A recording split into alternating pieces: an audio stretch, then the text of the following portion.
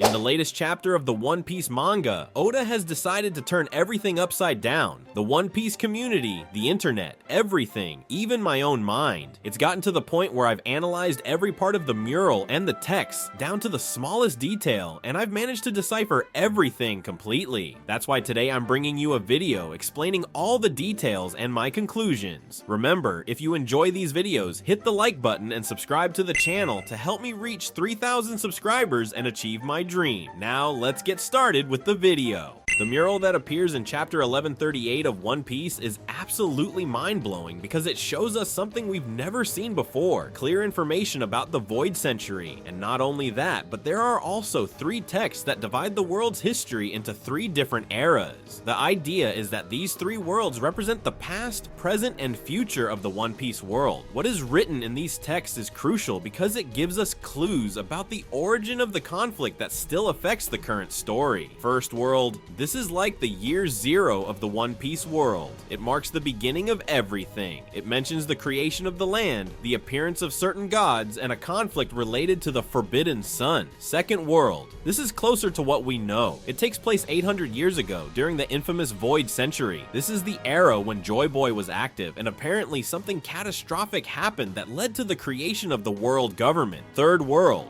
This is the present and the future. It gives us hints about what might happen in the main story, mentioning things like the return of the sun and a new dawn. This strongly aligns with the revolution that Luffy is stirring up in the world. The interesting part here is that, according to these texts, some things about the future are already written, and that's strange because it means someone knew all of this was going to happen. Oda left us this mural with drawings and ambiguous phrases so that fans would go crazy making theories, because there is clearly something much bigger behind the story of One Piece that we still don't fully understand. Here we dive into the concept of the First World, the oldest known period in the history of One Piece. This is where a bunch of strange things are mentioned, like gods, forbidden energies, and cosmic conflicts that sound straight out of mythology. The first thing we learn is that from fire, the land emerged, and that humans, as always, got too curious and messed with something they shouldn't have. The Forbidden Sun. What is the Forbidden Sun? It's not explained clearly, but it seems to be an incredibly powerful energy source, something that grants infinite power. The oppressed people cried out for help, and that's when the Sun God appeared. And this is where everything starts linking back to Joy Boy Nika Luffy, because we already know from the series that there's a deep connection between them. But of course, things weren't that simple. There was also a god of the earth who got furious when the Sun God emerged. Who is this god of the earth? There are theories that it could be Imu, the shadowy ruler of the world government. There's even a statue in One Piece called Verth that might be the key to understanding this figure. Then a mysterious entity is mentioned, the Serpent of Infernal Fire. No one knows exactly what the hell it is. Some believe it represents the Red Line, the massive landmass that divides the seas. Others think it might be connected to Dragon, Luffy's father, since the mural shows markings that resemble his tattoo. And finally, we're told that the battle between the Sun God and the Earth God ended in total chaos, darkness and death everywhere. The craziest detail, in this world they were never able to find each other, which suggests that something or someone was supposed to unite them but failed. Who? We don't know yet, but this connects to an unresolved part of the story. In summary, the First World sets up a conflict between 2 opposing forces, a forbidden energy source, and a catastrophic outcome that changed history forever.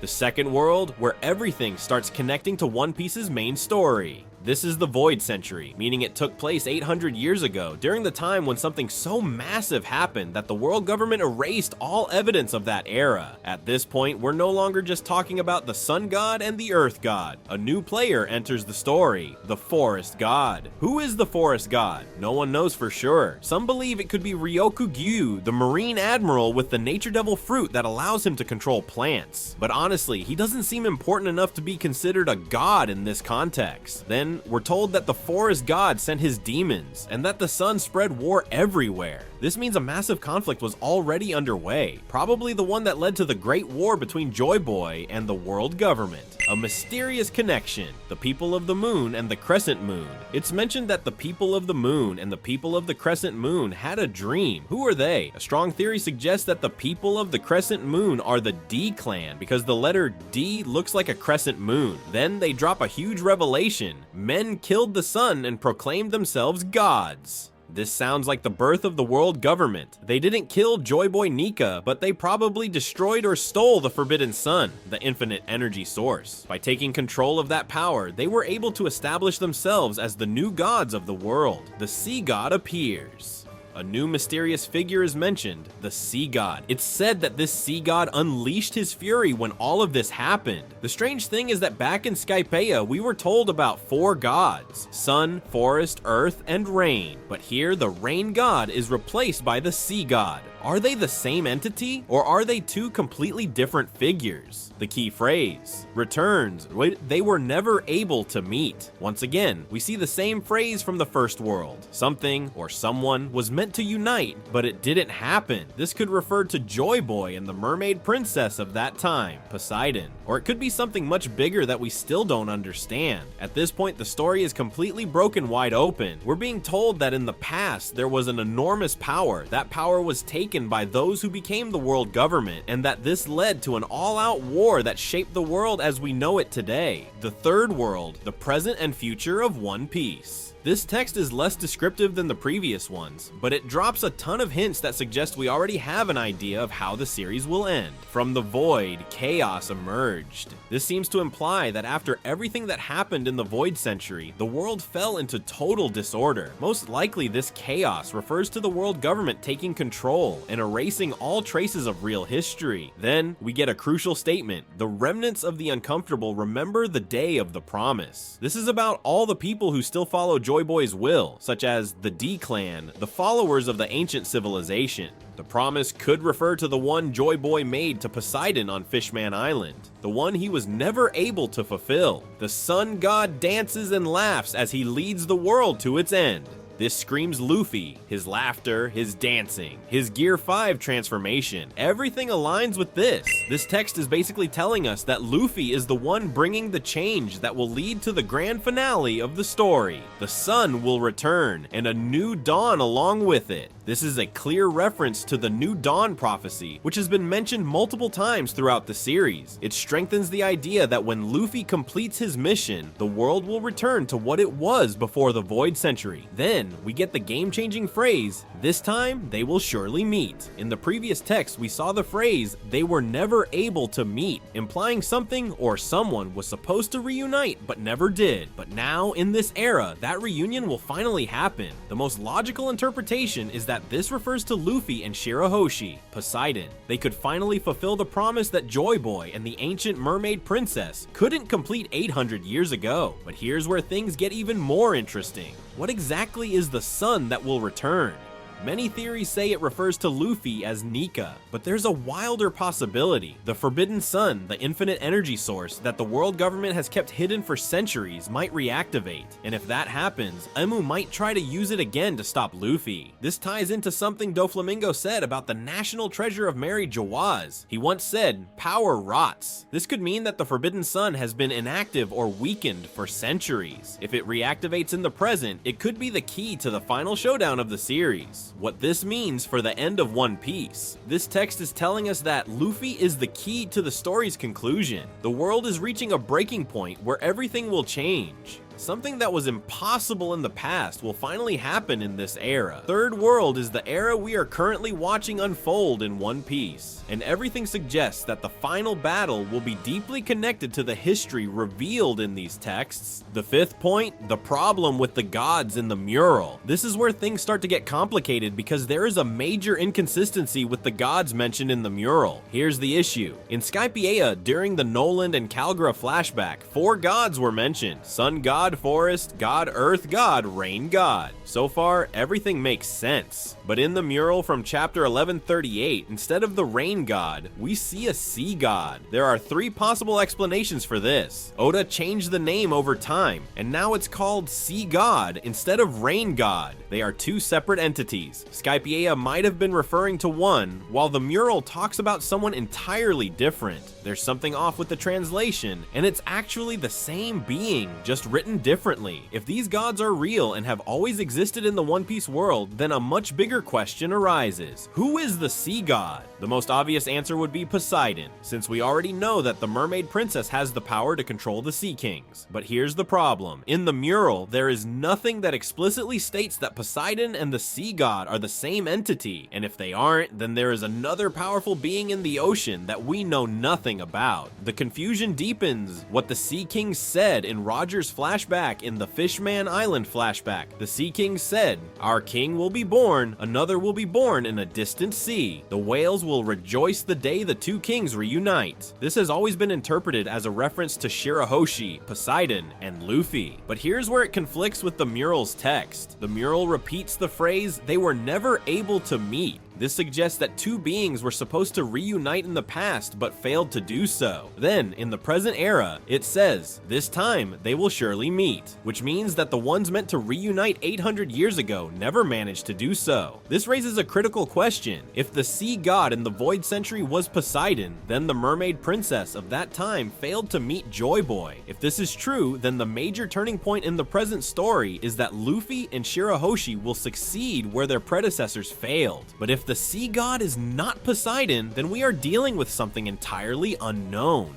Theories about the sea god's true identity. Is it a completely new entity that we haven't met yet? Is the real sea god asleep somewhere in the ocean? Could it be the massive whale-like figure seen in the mural? This point is one of the biggest mysteries because it suggests we are missing a key piece of the story. If the sea god is Poseidon, then history is repeating itself with Shirahoshi and Luffy. But if it isn't, then there is someone else in the sea who could change everything. The big questions. We need answers. Has Oda been hiding an important character from us this whole time? Are there more ancient weapons than we know about? Is the sea god something that Imu or the world government have sealed away? There are too many unanswered questions, and the most likely scenario is that we'll start getting major clues about this mystery in the upcoming chapters. The sixth point, the national treasure of Mary Geoise and its connection to the Forbidden Sun.